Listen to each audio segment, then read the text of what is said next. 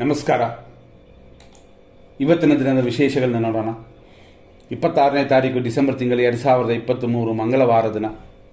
ಇವತ್ತು ಹುಣ್ಣಿಮೆ ಇದೆ. ಬೆಳಗ್ಗೆಯಿಂದಲೇ ರಾತ್ರಿ ಅಂದರೆ 12 ಗಂಟೆ ಎಲ್ಲ ದಾಟಿ ಬೆಳಗಿನ ಜಾವ ಅಂದರೆ 6 ಗಂಟೆ 2 ನಿಮಿಷ 52 ಸೆಕೆಂಡ್ವರೆಗೂ ಪೌರ್ಣಮಿ ಇದೆ. ಆ ನಂತರ ಪ್ರಥಮ. ಇವತ್ತಿನ ನಕ್ಷತ್ರ ಮೃಗಶೀರ್ಷ ನಕ್ಷತ್ರ. ರಾತ್ರಿ 10 ಗಂಟೆ 20 ನಿಮಿಷ 51 ಸೆಕೆಂಡ್ವರೆಗಿದೆ. ಈ ಮೃಗಶೀರ್ಷ ನಕ್ಷತ್ರ ವಿಶೇಷವಾಗಿ ದೇವಗಣ ಮಹಾನಕ್ಷತ್ರ. ಆ ನಂತರ ಆರುದ್ರ ನಕ್ಷತ್ರ. ಇವತ್ತು ದಿನ ಪೂರ್ತಿ ಕಾರ್ಯಸಿದ್ಧಿಯು ಖಂಡಿತವಾಗಿ ಅನುಕೂಲವೂ ಉಂಟು. ಆದರೂ ಹುಣ್ಣಿಮೆ. ಇವತ್ತಿನ ನಕ್ಷತ್ರ ಪಾದಗಳನ್ನ ತಗೊಂಡ್ರೆ ಮತ್ತು ರಾಶಿಯನ್ನು ತಗೊಂಡ್ರೆ ಇವತ್ತಿನ ವೃಷಭ ರಾಶಿ ಬೆಳಗ್ಗೆ 9:57ವರೆಗಿದೆ. ಆ ನಂತರ ಮಿಥುನ ರಾಶಿ ಬರುತ್ತದೆ. ಬೆಳಗ್ಗೆ 6:39ರಿಂದ 9:57ವರೆಗೂ ಮೃಗಶೀರ್ಷ ನಕ್ಷತ್ರದ 2ನೇ ಪಾದವಿದೆ.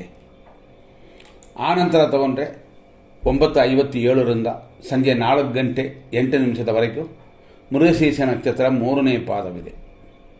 ಆ ನಂತರ ಸಂಜೆ 4 ಗಂಟೆ 8 ನಿಮಿಷದ ಮೇಲೆ ರಾತ್ರಿ 10 ಗಂಟೆ 21 ನಿಮಿಷದವರೆಗೂ ಮೃಗಶೀರ್ಷ ನಕ್ಷತ್ರ 4ನೇ ಪಾದ. ಇದಾದ ನಂತರ ರಾತ್ರಿ 10:21ರಿಂದ ಬೆಳಗಿನ ಜಾವ 4 ಗಂಟೆ 35 ನಿಮಿಷದವರೆಗೂ ಆರುದ್ರ ನಕ್ಷತ್ರದ 1ನೇ ಪಾದವಿದೆ. ಆ ನಂತರ ನಾಳೆಯವರೆಗೂ ಆರುದ್ರ ನಕ್ಷತ್ರದ 2ನೇ ಪಾದವಿದೆ. ಅಂದರೆ 27ನೇ ತಾರೀಕುವರೆಗೆ. ನಾಳೆ ಹೇಗಿದೆ ಹಂಗೆ ಅಂತ ನೋಡೋಕೆ ಹೋದರೆ, ನಾಳೆ ಇರುವಂಥ ಈ ನಕ್ಷತ್ರ ಆರುದ್ರ ನಕ್ಷತ್ರ ಸುಮಾರು ರಾತ್ರಿ 11 ಗಂಟೆ 29 ನಿಮಿಷದವರೆಗಿದೆ. ಕಾರ್ಯಸಿದ್ಧಿ ಇದೆ. ಅದೇ ಸಮಯದಲ್ಲಿ ಧನಕ್ಷಯ, ಕ್ಷಯ ಅಂತಂದರೆ ಕರಗೋದು ಅಂತ. ಆದ್ದರಿಂದ ಹಣಕಾಸಿನ ವಿಷಯಗಳನ್ನು ಮಾಡೋಕ್ಕೆ ನಾಳೆ 27ನೇ ತಾರೀಕು ಬುಧವಾರ ಶುಭವಾಗಿಲ್ಲ. ರಾತ್ರಿ 11:29ವರೆಗೂ, ಹೆಚ್ಚು ಕಮ್ಮಿ 11:30ವರೆಗೂ ರಾತ್ರಿವರೆಗೂ ಅಂತ ಇಟ್ಕೊಳ್ಳಿ. ಆ ನಂತರ ಪುನರ್ವಸು ನಕ್ಷತ್ರ ಬರುತ್ತದೆ. ಪುನರ್ವಸು ನಕ್ಷತ್ರ ಕಾರ್ಯಸಿದ್ಧಿಯು ಅನುಕೂಲವೂ ಕೊಡುತ್ತದೆ. ಈ ರೀತಿ ಇರುವ ಈ ದಿನದಲ್ಲಿ ಮತ್ತೆ ನಾವು ಇವತ್ತಿಗೆ ಬರೋಣ. 26ನೇ ತಾರೀಕಿಗೆ 100% ಕೆಟ್ಟೋದು 100% ಒಳ್ಳೆಯದನ್ನು ಈ ಸಮಯಗಳನ್ನು ಹುಡುಕೋಣ.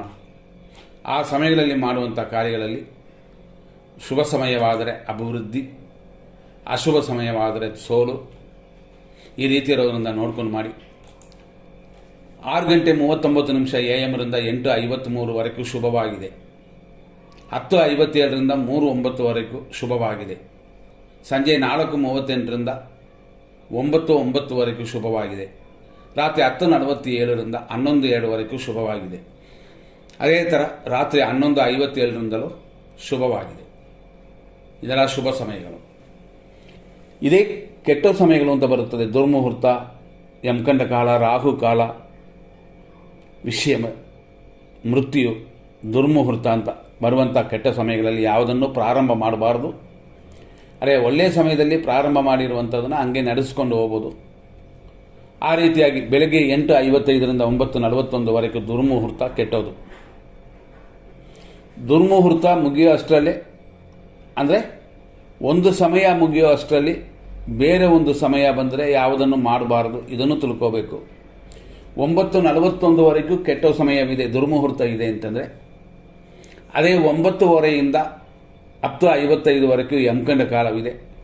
ಆದ್ದರಿಂದಾಗಿ 9:30ರಿಂದ 9:41ವರೆಗೂ ಈ ಸಮಯ ಅಧಿಕವಾದ ದೋಷ ಕೊಡುತ್ತದೆ. ಮಧ್ಯಾಹ್ನ 3:11ರಿಂದ ಸಂಜೆ 4:36ವರೆಗೂ ರಾಹು ಕಾಲ, ಇದು ಅಶುಭ.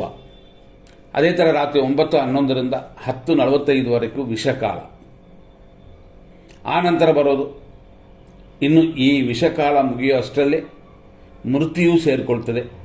ಅಂದರೆ ರಾತ್ರಿ 9:33ರಿಂದ, ಅಂದರೆ ನಾವು ಫಸ್ಟ್ ಹೇಳಿದ್ದು 9:11ರಿಂದ ವಿಷಕಾಲ ಅಂತಂದರೆ, ಮತ್ತು ಅದರಲ್ಲೇ 9:33ರಿಂದ ಮೃತ್ಯುವನ್ನು ಪ್ರಾರಂಭವಾಗುತ್ತದೆ. ಹಾಗಾಗಿ ರಾತ್ರಿಯಲ್ಲಿ ಸುಮಾರು 10 ಗಂಟೆ 45 ನಿಮಿಷದವರೆಗೂ ದೋಷವಿದೆ.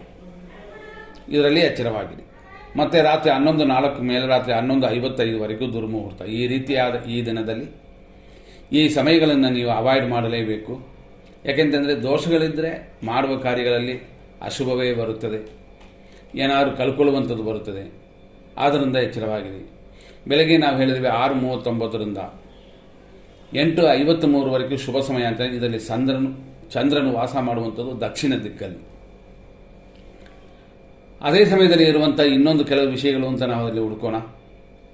ಮೃಗಶೀರ್ಷ ನಕ್ಷತ್ರ 2ನೇ ಪಾದವಿದೆ, ಅಂದರೆ ಸೂರ್ಯೋದಯದಿಂದ ಈ 8:53ನ ಲೆಕ್ಕದವರೆಗೂ. ವಿಷ್ಟೀಕರಣವಿದೆ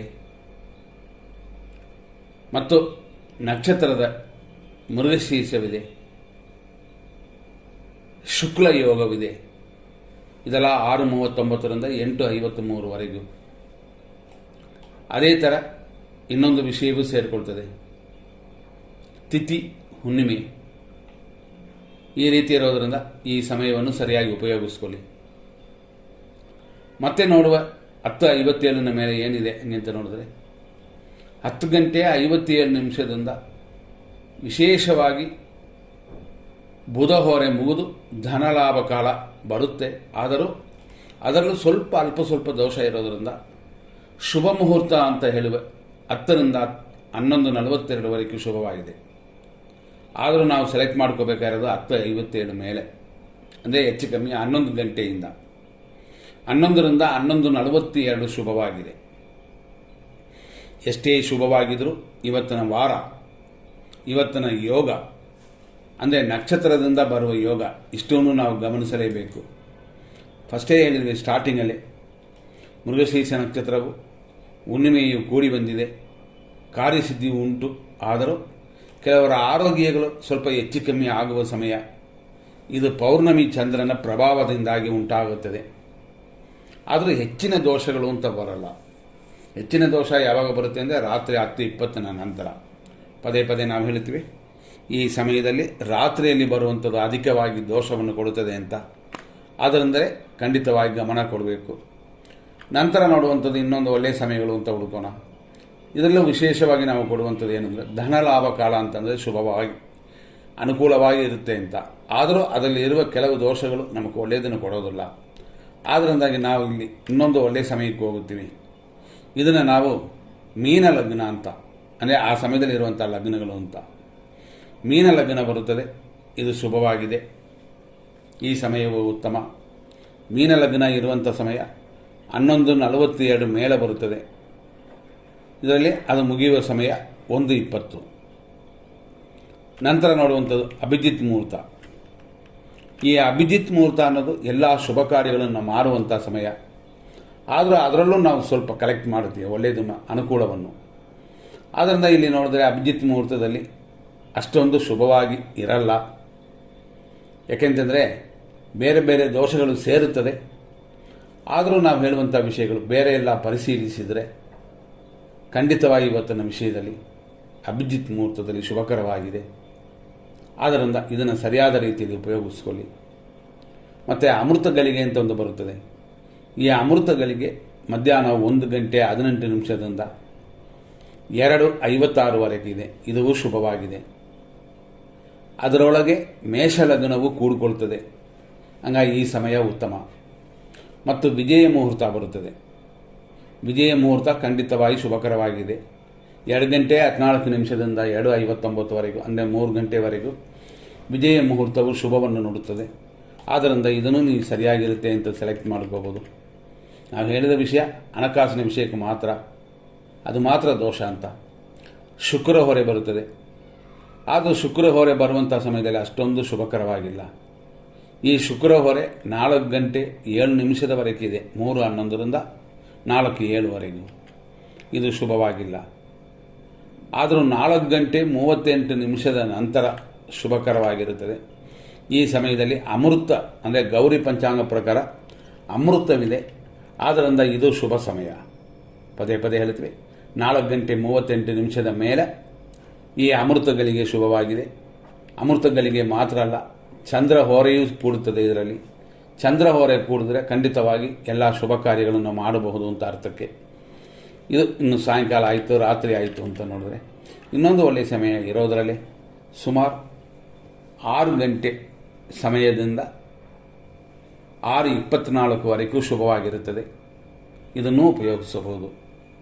ನಂತರ ನೋಡುವಂಥದ್ದು ಸಾಯನ ಸಂಧ್ಯಾಕಾಲ, ಸಂಜೆ 6:01 7 ಗಂಟೆ 15 ನಿಮಿಷದವರೆಗೂ ಶುಭವಾಗಿರುತ್ತದೆ. ಇದನ್ನು ಸೆಲೆಕ್ಟ್ ಮಾಡಿಕೊಳ್ಳಿ. ನಂತರವೇ ಗುರು ಹೊರೆಯು ಬರುತ್ತದೆ. ಇದು ಸಂಜೆ 7 ಗಂಟೆ 4 ನಿಮಿಷದಿಂದ ಪ್ರಾರಂಭವಾಗಿ 9 ಗಂಟೆ 9 ನಿಮಿಷದವರೆಗೂ ಇದು ಶುಭವಾಗಿದೆ. ನಂತರ ನೋಡುವಂಥ ಇನ್ನೊಂದು ಒಳ್ಳೆಯ ಸಮಯ. ಇದರಲ್ಲಿ ಬರುವಂಥ ಈ ಸಮಯಗಳಲ್ಲಿ ರಾತ್ರಿ ಆಗಿರೋದರಿಂದ ಕೆಲವು ಕಾರ್ಯಗಳನ್ನು ನೋಡ್ಕೊಂಡು ಮಾಡಿ. ಯಾಕೆಂತಂದರೆ ಇದು ಬರೋದೇ ರಾತ್ರಿ 10 ಗಂಟೆಗೆ. 10 ಗಂಟೆ 47 ನಿಮಿಷದಿಂದ 11:17ವರೆಗೂ ಶುಕ್ರವಾರ ಶುಭವಾಗಿದೆ. ಸೇಮ್ ಟೈಮಲ್ಲಿ ರಾತ್ರಿ 10:45 ಮೇಲೆ ಸುಮಾರು 11 ಗಂಟೆ 2 ನಿಮಿಷದವರೆಗೂ ಅಮೃತ ಗಳಿಗೆಯೂ ಕೂಡಿದೆ. ಇದೆಲ್ಲ ಉತ್ತಮ ಸಮಯಗಳು ಅಂತ.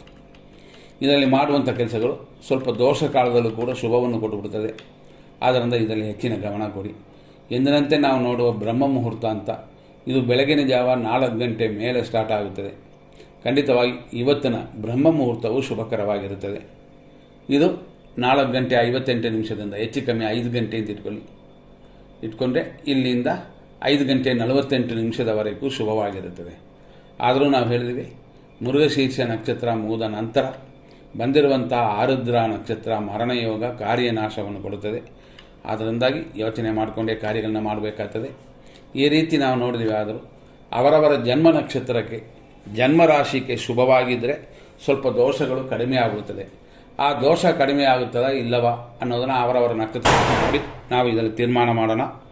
ಅಶ್ವಿನಿಯಿಂದ ರೇವತಿ ನಕ್ಷತ್ರದವರೆಗೂ ನಾವು ಲೆಕ್ಕಕ್ಕೆ ತಗೊಂಡು ಆ ಕಥೆಗಳನ್ನು ನೋಡೋಣ. ಈಗ ಇದರಲ್ಲಿ ವಿಶೇಷವಾಗಿ ಅಶ್ವಿನಿ ನಕ್ಷತ್ರ ಮೊದಲನೇ ನಕ್ಷತ್ರ. ಇನ್ನೊಂದು ವಿಷಯವನ್ನು ಗಮನಿಸಬೇಕಾಗ್ತದೆ. ಬೆಳಗ್ಗೆ 6:39ರಿಂದ 9 ಗಂಟೆ 57 ನಿಮಿಷದವರೆಗೂ ತುಲಾ ರಾಶಿಗೆ ದೋಷ. ಆ ನಂತರ 9:57 ನಂತರ ಹೆಚ್ಚು ಕಮ್ಮಿ 10 ಗಂಟೆ ಅಂತ ಇಟ್ಕೊಳ್ಳಿ. ಅಲ್ಲಿಂದ ವೃಶ್ಚಿಕ ರಾಶಿಗೆ ದೋಷ. ಏನು ದೋಷ ಅಂದರೆ ಚಂದ್ರ ಅಷ್ಟಮ ಅಂತ. ಅಂದರೆ ಚಂದ್ರನು ಅಷ್ಟಮ ರಾಶಿಗೆ ಹೋಗೋದರಿಂದ ದೋಷ ಬರುತ್ತದೆ. ಆದ್ದರಿಂದ ತುಲಾ ಮತ್ತು ವೃಶ್ಚಿಕ ರಾಶಿಯವರು ಗಮನ ಕೊಡಿ. ಅಶ್ವಿನಿ ನಕ್ಷತ್ರ ಮೇಷರಾಶಿಯವರಿಗೆ ಇವತ್ತಿನ ದಿನ 9 ಗಂಟೆ 57 ನಿಮಿಷದವರೆಗೂ ಪ್ರತ್ಯೇಕ್ತಾರೆ. ಧನಹಾನಿ ತುಂಬ ಕೆಟ್ಟದಾಗಿದೆ. ವ್ಯವಹಾರಗಳನ್ನು ಎಚ್ಚರವಾಗಿ ಮಾಡಿ. ನಂತರ ನೋಡುವಂಥದ್ದು ಆರುದ್ರ ನಕ್ಷತ್ರ ಬರುವ ರಾತ್ರಿ ಸಮಯ ಅಂತ ಲೆಕ್ಕಕ್ಕೆ ತಗೊಂಡು ಅದರಲ್ಲೂ ಸ್ವಲ್ಪ ನೋಡೋಣ. ಫಸ್ಟೇ ಹೇಳಿದಂತೆ ಮೃಗಶೀರ್ಷ ನಕ್ಷತ್ರ ಮುಗಿದರೆ ಆರುದ್ರ. ಮೃಗಶೀರ್ಷ ನಕ್ಷತ್ರ ಅನ್ನೋದು ದೇವಗಣ ಮಹಾನಕ್ಷತ್ರ. ಆರುದ್ರ ನಕ್ಷತ್ರ ಅನ್ನೋದು ರಾಕ್ಷಸನ ಶಿವನ ನಕ್ಷತ್ರಗಳು ಅಂತಂತೀವಿ. ಹಂಗಾಗಿ ಶಿವನ ನಕ್ಷತ್ರವಾದ ಆರುದ್ರ ನಕ್ಷತ್ರ ಬಂದರೆ ದೋಷಗಳು ಹೆಚ್ಚಾಗುತ್ತೆ ಅಂತಲೇ ಲೆಕ್ಕಕ್ಕೆ ಇಟ್ಕೋಬೇಕು. ಆದರೂ ಅದು ರಾತ್ರಿ 10 ಗಂಟೆ 10 ನಿಮಿಷ 20 ನಿಮಿಷ 51 ಸೆಕೆಂಡ್ ಮೇಲೆ ಬರೋದರಿಂದ ನಾವು ಅಷ್ಟೊತ್ತಿಗೆ ಉಂಡು ಮಲಗಿರುತ್ತೀವಿ. ಏನು ದೋಷಗಳಿದ್ದರೂ ಕೂಡ ಕೆಲಸ ಮಾಡೋದಿಲ್ಲ. ಗಮನದಲ್ಲಿ ಇಟ್ಕೊಂಡೇ ಮಾಡಿ. ಭರಣಿ ನಕ್ಷತ್ರ ಮೇಷರಾಶಿಯವರಿಗೆ ಇವತ್ತು ಕ್ಷೇಮವು, ಅದೇ ಸಮಯದಲ್ಲಿ ಧನಹಾನಿಯು ಉಂಟಾಗುತ್ತದೆ, ಎಚ್ಚರ. ನಂತರ ನೋಡುವಂಥದ್ದು ಕೃತಿಕಾ ನಕ್ಷತ್ರ ಮೇಷರಾಶಿ ವಿಪತ್ತು ಉಂಟು, ಧನಹಾನಿ ಇದೆ, ಎಚ್ಚರ. ಕೃತಿಕಾ ನಕ್ಷತ್ರ ವೃಷಭರಾಶಿ ವಿಪತ್ತಿದೆ, ಅದೇ ಸಮಯದಲ್ಲಿ ಆರೋಗ್ಯನ ಚೇತರಿಸ್ಕೊಳ್ತೀರಾ. ರೋಹಿಣಿ ನಕ್ಷತ್ರ ವೃಷಭರಾಶಿ ಸಂಪತ್ತು, ಶರೀರ ಸುಖವೆಲ್ಲ ಉಂಟು. ಮೃಗಶೀರ್ಷ ನಕ್ಷತ್ರ ವೃಷಭರಾಶಿ ನಿಮಗೆ ಶರೀರ ಸುಖ ಉಂಟು, ಅಭಿವೃದ್ಧಿಯೂ ಇರುತ್ತದೆ. ದೇವರಲ್ಲಿ ಪ್ರಾರ್ಥನೆ ಇರಲಿ. ಮೃಗಶೀರ್ಷ ನಕ್ಷತ್ರ ಮಿಥುನ ರಾಶಿ ಜನ್ಮತಾರೆ ಅಂತಂತೀವಿ. ಹಂಗಾಗಿ ಜನ್ಮತಾರೆಯಲ್ಲಿ ಯಾರಿಗಾರು ಸಹಾಯ ಮಾಡಿ. ಧನ ವ್ಯಯ ಉಂಟು, ಹೆಚ್ಚಿನ ಖರ್ಚುಗಳು ಬರುತ್ತದೆ, ಕಂಟ್ರೋಲ್ ಮಾಡಿಕೊಳ್ಳಿ. ಆರುದ್ರ ನಕ್ಷತ್ರ ಮಿಥುನ ರಾಶಿ ಪರಮ ಮೈತ್ರಧಾರೆ. ಹಾಗಾಗಿ ಪರರಿಂದ ಮಿತ್ರರಿಂದಲೂ ಸಹಾಯ ಉಂಟು, ಅದನ್ನು ಸರಿಯಾಗಿ ಉಪಯೋಗಿಸ್ಕೊಳ್ಳಿ. ಪುನರ್ವಸು ನಕ್ಷತ್ರ ಮಿಥುನ ರಾಶಿ 1, 2, 3ನೇ ಪಾದಗಳು ಮಿತ್ರಧಾರೆ ಇದೆ. ಸ್ವಲ್ಪ ಹೆಚ್ಚು ಕಮ್ಮಿ ವ್ಯಯಗಳು ಮಾತ್ರ ಇದೆ. ಅದು ನಮ್ಮ ಕಂಟ್ರೋಲಿಗೆ ತಂದುಬಿಟ್ರೆ ದೋಷಗಳಿಲ್ಲ. ಪುನರ್ವಸು ನಕ್ಷತ್ರ ಕರ್ಕಾಟಕ ರಾಶಿ ಮಿತ್ರಧಾರೆ ಇದೆ, ಇಷ್ಟಾರ್ಥ ಸಿದ್ಧಿಯೇ ಇದೆ. ಹಾಗಾಗಿ ಒಳ್ಳೆಯ ಧರ್ಮ ಕಾರ್ಯಗಳನ್ನು ನಿಮ್ಮ ಕೈಲಿ ಆದಷ್ಟು ಮಾಡಿ. ಪುಷ್ಯ ನಕ್ಷತ್ರ ಕರ್ಕಾಟಕ ರಾಶಿ ಟೆನ್ಷನ್ ಇದೆ, ಆದರೂ ಇಷ್ಟಾರ್ಥ ಸಿದ್ಧಿ ಉಂಟು. ಟೆನ್ಷನ್ನ ಕಡಿಮೆ ಮಾಡಿಕೊಳ್ಳಿ. ಆರೋಗ್ಯದಲ್ಲಿ BP ಇರೋರು ಸ್ವಲ್ಪ ಮಾತ್ರೆಗಳನ್ನು ಸರಿಯಾಗಿ ತಗೊಂಡು ಕಡಿಮೆ ಮಾಡಿಸ್ಕೊಳ್ಳಿ ದೋಷವನ್ನು. ಆಶ್ಲೇಷ ನಕ್ಷತ್ರ ಕರ್ಕಾಟಕ ರಾಶಿ ಅನುಕೂಲ, ಇಷ್ಟಾರ್ಥ ಸಿದ್ಧಿಯೆಲ್ಲ ಬರುವ ದಿನವಿದು. ಆದ್ದರಿಂದ ಇದು ಶುಭ ದಿನವಾಗಿದೆ ನಿಮಗೆ. ಮಕಾ ನಕ್ಷತ್ರ ಸಿಂಹರಾಶಿ ಪ್ರತ್ಯೇಕ್ತಾರೆ. ನಮ್ಮ ಪರವಾಗಿ ಕಾರ್ಯಗಳು ಸಕ್ಸಸ್ ಆಗೋದು ಕಷ್ಟವಿದೆ. ಹೆಚ್ಚಿನ ಪ್ರಯತ್ನಗಳು ಅಥವಾ ಇನ್ನೊಂದು ದಿನ ಮಾಡಬಹುದು. ಕೆಲಸ ಕಾರ್ಯದಲ್ಲಿ ಅಭಿವೃದ್ಧಿ ಉಂಟು. ಪುಬ್ಬ ನಕ್ಷತ್ರ ಸಿಂಹರಾಶಿ ಆರೋಗ್ಯ ಉಂಟು, ಉದ್ಯೋಗ ಅಭಿವೃದ್ಧಿ ಇದೆ. ಇವತ್ತು ಹೆಚ್ಚು ಕಮ್ಮಿ ಸ್ವಲ್ಪ ಅನುಕೂಲಕರವಾಗಿ ಇದೆ. ನಂತರ ನೋಡುವಂಥದ್ದು ಉತ್ತರ ನಕ್ಷತ್ರ ಸಿಂಹರಾಶಿ 1ನೇ ಪಾದ ವಿಪತ್ತು ಜಾರುವ ದಿನವಿದು. ಆದರೂ ಕೆಲಸ ಕಾರ್ಯದಲ್ಲಿ ಅಭಿವೃದ್ಧಿ ಇದೆ. ಉತ್ತರ ನಕ್ಷತ್ರ ಕನ್ಯಾ ರಾಶಿ ವಿಪತ್ತಿದೆ, ವಿಪತ್ತು ಅನ್ನೋದು ಏಟು ಗಾಯ ಮಾತ್ರ ಅಲ್ಲ, ಕೆಲವು ಟೈಮ್ ನಾವು ಮಾತಾಡುವ ರೀತಿಯಲ್ಲಿ ತೊಂದರೆಗಳಲ್ಲಿ ಸಿಕ್ಕಾಕೊಳ್ಳುವಂಥದ್ದು ಕೂಡ ಆ ರೀತಿಯಲ್ಲೇ. ಆದ್ದರಿಂದ ಎಲ್ಲ ರೀತಿಯಲ್ಲೂ ಸ್ವಲ್ಪ ಗಮನ ಕೊಡಿ. ಹಸ್ತ ನಕ್ಷತ್ರ ಕನ್ಯಾ ರಾಶಿ, ಸಂಪತ್ತು, ಕಾರ್ಯಗಳಲ್ಲಿ ಅಡೆತಡೆ ಎಲ್ಲ ಉಂಟು. ನಂತರ ನೋಡುವಂಥದ್ದು ಚಿತ್ತಾ ನಕ್ಷತ್ರ ಕನ್ಯಾ ರಾಶಿ, 1 ಮತ್ತು 2ನೇ ಪಾದ, ಜನ್ಮತಾರೆಯು ಕಾರ್ಯಗಳಲ್ಲಿ ಅಡೆತಡೆಯೂ ಉಂಟು.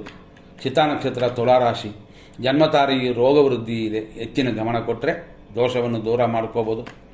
ಸ್ವಾತಿ ನಕ್ಷತ್ರ ತುಲಾರಾಶಿ, ಪರಮ ಮಿತ್ರಧಾರೆ ಮತ್ತು ರೋಗ ವೃದ್ಧಿ ಇದೆ, ಆರೋಗ್ಯದಲ್ಲಿ ಮಾತ್ರ ಹೆಚ್ಚಿನ ಗಮನ ಕೊಡಿ. ಹಿರಿಯರ ಗುರುಗಳ ಆಶೀರ್ವಾದ ತಗೊಳ್ಳಿ. ವಿಶಾಖ ನಕ್ಷತ್ರ ತುಲಾರಾಶಿ, ಮಿತ್ರಧಾರೆಯು ರೋಗ ವೃದ್ಧಿಯೂ ಉಂಟು. ಮಿತ್ರರನ್ನು ಸರಿಯಾದ ರೀತಿಯಲ್ಲಿ ಇಟ್ಕೊಳ್ಳಿ, ಅವರಿಂದ ಉಪಯೋಗ ಇದೆ. ವಿಶಾಖ ನಕ್ಷತ್ರ ವೃಶ್ಚಿಕ ರಾಶಿ, ಮಿತ್ರಧಾರೆ, ಸುಖ ಅಭಿವೃದ್ಧಿ ಎಲ್ಲವೂ ಉಂಟಾಗುತ್ತದೆ. ಅನುರಾಧ ನಕ್ಷತ್ರ ವೃಶ್ಚಿಕ ರಾಶಿ, ಟೆನ್ಷನ್ ಇದೆ, ಟೆನ್ಷನ್ನ ಬಿಟ್ಟುಬಿಡಿ, ಸುಖ ಉಂಟು. ಆದ್ದರಿಂದ ಔಷಧಿಗಳನ್ನು ಸರಿಯಾಗಿ ತಗೊಂಡ್ರೆ ದೋಷಗಳೆಲ್ಲ ದೂರವಾಗುತ್ತದೆ. ಜ್ಯೇಷ್ಠ ನಕ್ಷತ್ರ ವೃಶ್ಚಿಕ ರಾಶಿ, ಅನುಕೂಲ, ಸುಖ ಅಭಿವೃದ್ಧಿ ಎಲ್ಲವೂ ಕೂಡಿ ಬಂದಿರುವ ದಿನವಿದು. ಸರಿಯಾದ ರೀತಿಯಲ್ಲಿ ಉಪಯೋಗಿಸ್ಕೊಂಡ್ರೆ ಸಕ್ಸಸ್ ಇದೆ. ಮೂಲ ನಕ್ಷತ್ರ ಧನುಸು ರಾಶಿ, ಪ್ರತ್ಯೇಕತಾರೆ, ಶತ್ರುನಾಶವೆಲ್ಲ ಉಂಟು. ಆದ್ದರಿಂದ ಹೆಚ್ಚಿನ ಗಮನ ಕೊಡಬೇಕು. ಪೂರ್ವಾಷಾಢ ನಕ್ಷತ್ರ ಧನುಸು ರಾಶಿ, ಕ್ಷೇಮವು ಶತ್ರುನಾಶವೂ ಇದೆ. ಉತ್ತರಾಷಾಢ ನಕ್ಷತ್ರ ಧನುಸು ರಾಶಿ, 1ನೇ ಪಾದ, ವಿಪತ್ತಿದೆ, ರೋಡ್ಗಳಲ್ಲಿ ನೋಡ್ಕೊಂಡು ಹೋಗಿ, ಮೆಟ್ಲ ತೋರಲ್ಲ, ಜಾರುತ್ತೀರ, ಹುಷಾರಾಗಿರಿ. ಉತ್ತರಾಷಾಢ ನಕ್ಷತ್ರ ಮಕರ ರಾಶಿ, ವಿಪತ್ತು ಉಂಟು, ಕಾರ್ಯಗಳಲ್ಲಿ ವಿಘ್ನವೂ ಉಂಟು. ಶ್ರವಣ ನಕ್ಷತ್ರ ಮಕರ ರಾಶಿ, ಸಂಪತ್ತಿದೆ, ಕಾರ್ಯ ವಿಘ್ನಗಳು ಕೂಡಿ ಬರುತ್ತದೆ, ಆದ್ದರಿಂದ ಎಚ್ಚರ. ಧನಿಷ್ಠ ನಕ್ಷತ್ರ ಮಕರ ರಾಶಿ, ನಿಮಗೆ ಈ ದಿನದಲ್ಲಿ ವಿಶೇಷವಾಗಿ ಹೇಳಬೇಕು ಅಂತಂದರೆ ಧನಿಷ್ಠದಲ್ಲಿ ಮಕರ ಕುಂಭ 2 ರಾಶಿಯಲ್ಲೂ ಧನಿಷ್ಠ ನಕ್ಷತ್ರ ಬರುತ್ತದೆ. ಜನ್ಮತಾರೆಯಾಗಿ ಕಾರ್ಯ ವಿಘ್ನಗಳು ಕೂಡಿ ಬರುತ್ತದೆ. ಯಾಕೆಂತಂದರೆ ಇದು ಕುಜನ ನಕ್ಷತ್ರ. ಸುಬ್ರಹ್ಮಣ್ಯ ಸ್ವಾಮಿಯನ್ನು ಪೂಜೆ ಮಾಡಿ ದೋಷಗಳೆಲ್ಲ ದೂರ ಓಡುತ್ತದೆ. ಧನಿಷ್ಠ ನಕ್ಷತ್ರ ಕುಂಭರಾಶಿಯಲ್ಲಿ ಜನನವಾದವರಿಗೆ ಜನ್ಮತಾರೆಯೂ ರೋಗ ಭಯವೂ ಉಂಟು, ಆರೋಗ್ಯದಲ್ಲಿ ಗಮನ ಕೊಡಬೇಕಾಗ್ತದೆ. ಶತಭಿಷ ನಕ್ಷತ್ರ ಕುಂಭರಾಶಿ, ಪರಮ ಮಿತ್ರಧಾರೆ, ರೋಗ ಭಯವೆಲ್ಲ ಕೂಡಿ ಬರುತ್ತದೆ. ಹಾಗಾಗಿ ಮಿತ್ರರಿಂದ ಎಲ್ಲ ಸೌಕರ್ಯವೂ ಉಂಟಾಗುತ್ತದೆ. ಪೂರ್ವ ಭಾದ್ರಪದ ನಕ್ಷತ್ರ ಕುಂಭರಾಶಿ, ಮಿತ್ರಧಾರೆ, ರೋಗ ಭಯವೆಲ್ಲ ಉಂಟು. ಪೂರ್ವ ಭಾದ್ರಪದ ನಕ್ಷತ್ರ ಮೀನರಾಶಿ, ಮಿತ್ರಧಾರೆ, ದ್ರವ್ಯ ಲಾಭ. ಹಾಗಾಗಿ ಇವತ್ತು ಶುಭಕರವಾಗಿದೆ ನಿಮಗೆ. ಇದು ಪೂರ್ವ ಭಾದ್ರ ನಕ್ಷತ್ರದ ಮೀನರಾಶಿ 4ನೇ ಪಾದಕ್ಕೆ ಸರಿಯಾಗಿದೆ. ನಂತರ ನೋಡುವಂಥದ್ದು ಉತ್ತರ ಭಾದ್ರಪದ ನಕ್ಷತ್ರ ಮೀನರಾಶಿ, ಟೆನ್ಷನ್, ಲಾಭಕ್ಕೇನು ತೊಂದರೆಗಳಿಲ್ಲ, ಅದನ್ನು ಮಾತ್ರ ನೀವು ಸರಿ ಮಾಡಿಕೊಳ್ಳಿ. ರೇವತಿ ನಕ್ಷತ್ರ ಮೀನರಾಶಿ, ಅನುಕೂಲ, ದ್ರವ್ಯ ಲಾಭಗಳೆಲ್ಲ ಉಂಟಾಗುತ್ತದೆ. ಇದು ಅಂಥದೇ ಆದ ದಿನ, ಆದ್ದರಿಂದಾಗಿ ಶುಭಕರವಾಗಿದೆ. ಒಳ್ಳೆಯ ಕಾರ್ಯಗಳನ್ನು ಮಾಡೋಕ್ಕೆ ಖಂಡಿತ ಅಡ್ಡಿ ಇಲ್ಲ. ಇಲ್ಲಿಯವರೆಗೆ ಇಷ್ಟು ವಿಷಯಗಳನ್ನ ಮಾಡಿದ್ವಿ.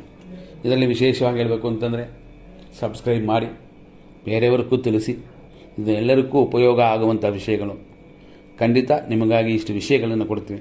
ಕೆಲವು ಹಬ್ಬಗಳು ಆಚರಣೆಗಳನ್ನು ನಾವು ಕೊಡೋದಿಲ್ಲ. ಏನಕ್ಕೆ ಅಂತಂದರೆ ಅದು ಎಲ್ಲ ಪಂಚಾಂಗದಲ್ಲೂ ಇರುತ್ತದೆ, ಎಲ್ಲ ಜ್ಯೋತಿಷರು ಹೇಳ್ತಾ ಬರ್ತಾರೆ. ಎಕ್ಸ್ಟ್ರಾ ಅದು ಬೇಕಾ ಅಂತ ನಾವು ತಿಳ್ಕೊಂಡಿರ್ತೀವಿ.